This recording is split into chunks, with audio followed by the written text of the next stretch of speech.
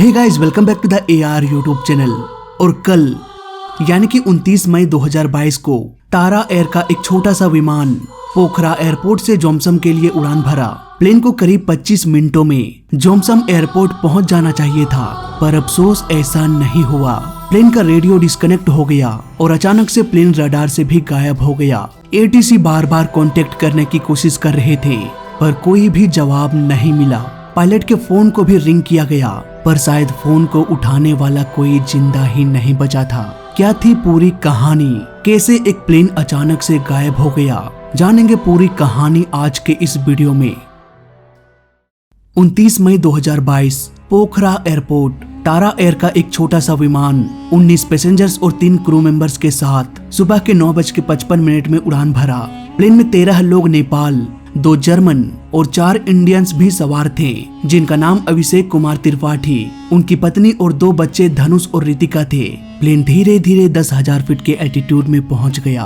Plane घोड़े पानी नाम के जगह से गुजर रहा था। इसके बाद ही ये जोमसम एयरपोर्ट की ओर निकल सकता है। इसके बाद यहाँ पर जोमसम ATC प्लेन को गाइड करने वाला था। उड़ान के करीब 12 मिनट्स बाद अचानक ये प्लेन रडार से गायब हो गया। तुरंत ही ATC ने कांटेक्ट किया, पर कोई भी जवाब नहीं मिला।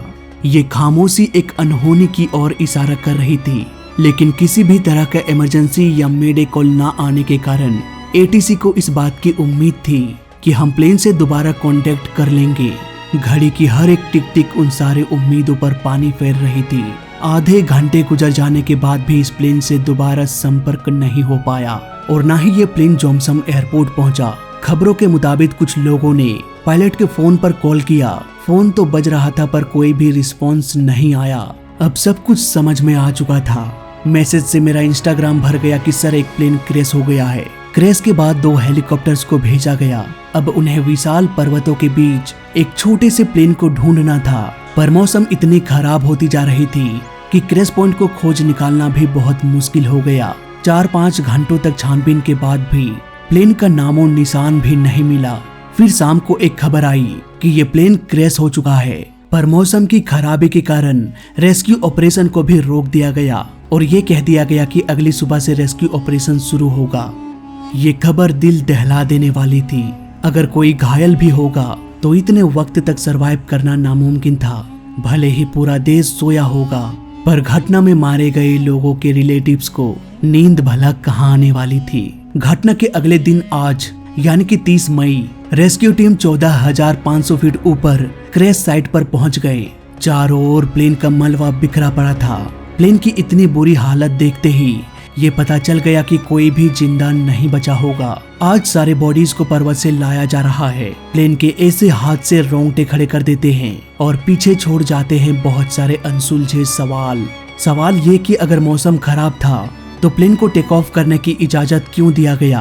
कैसे रेडियो कॉल भी डिस्कनेक्ट हो गया? अगर प्लेन में इमरजेंसी थी तो पायलट ने मेडे कॉल क्यों नहीं किया? आइए इन सवालों के जवाब ढूंढने की कोशिश करते हैं।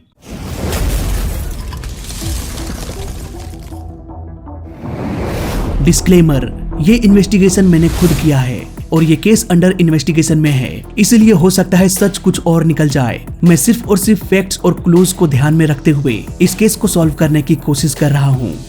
पोखरा एयरपोर्ट नेपाल। यहाँ का एरिया चारों तरफ पहाड़ों से घिरा हुआ है। इन्हीं पर्वतों के बीच से प्लेन को उड़ाना पड़ता है। वहीं बात करें जोमसम एयरपोर्ट की, तो इस एयरपोर्ट के लेफ्ट और राइट दोनों साइड विशाल पर्वत है। यानी कि अगर किसी वजह से इस एयरपोर्ट पर प्लेन लैंड ना कर पाए तो यहाँ पर इतनी भी जगह नहीं है कि प्लेन एक चक्कर लगाकर दोबारा से लैंडिंग अटेम्प्ट कर सके।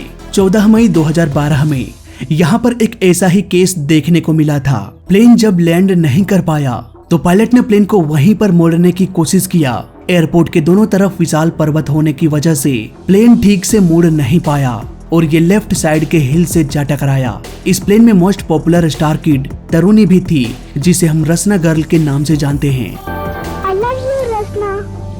कुल मिला के कहा जाए तो पूरा नेपाल ऐसे ही खतरों से घिरा हुआ है। सैल्यूट है उन बहादुर पायलट्स को, एविएशन के हर एक शख्स को, जिसकी मदद से हर रोज सही सलामत प्लेन टेक ऑफ और लैंडिंग करते हैं।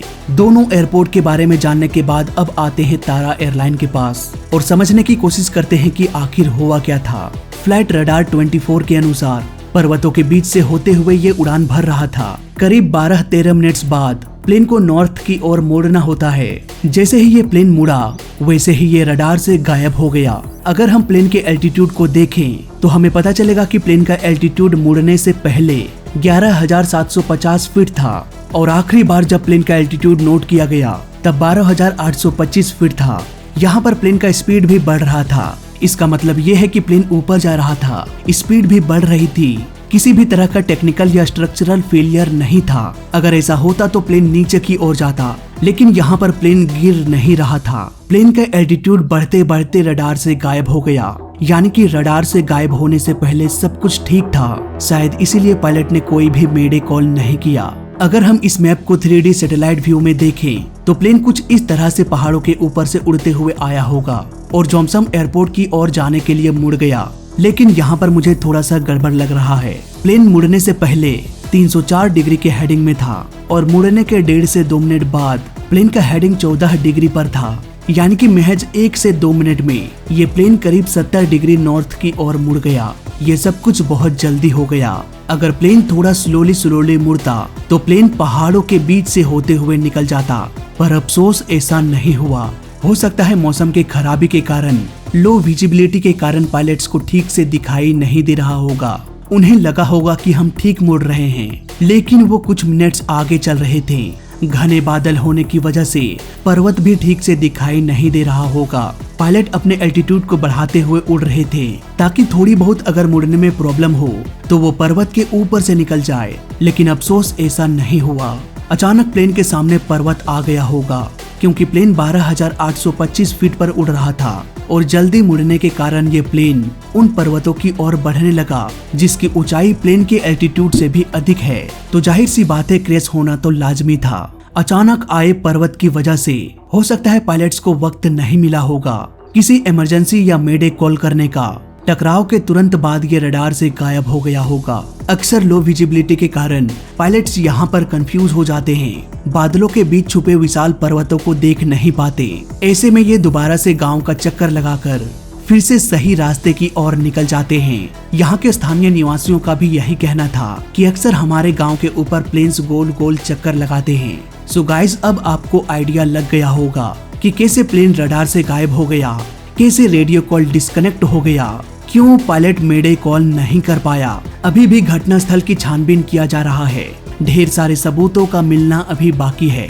इन्वेस्टिगेशन की टीम जैसे ही इस केस की छानबीन करके ऑफिशियल रिपोर्ट पब्लिश करते हैं, वैसे ही आगे की कहानी आपको बता देंगे। और हाँ, कुछ अफवाहों से आप सबको दूर रहना है। बहुत सारे न्यूज चैनल्स में ये दिखाया जा रहा है कि ये प्लेन 30 साल पुराना था। तो भाई यहाँ पर मैं बस इतना ही कहना चाहूंगा कि ये मायने नहीं रखता कि प्लेन कितना पुराना है, बस टाइमली प्लेन का मेंटेनेंस होना चाहिए। आज भी ऐसे प्लेन्स मौजूद हैं जो 50, 60, 70 सालों के बाद भी उड़ान भरता आ रहा है और आज भी उड़ान भरते हैं। तो फिलहाल आज के केस स्टडी में बस इतना ही। वीडियो अच्छा लगा तो लाइक कर देना, बुरा लगा तो डिसलाइक कर देना और दोनों ही केस में चैनल को सब्सक्राइब कर देना, क्योंकि इस चैनल में सीखने के लिए बहुत कुछ है। तो मैं मिलता हूँ आपसे अगली वीडियो में, तब तक के लिए देखते रहिए और सीखते रहिए। जय हिंद, वंदे मातरम।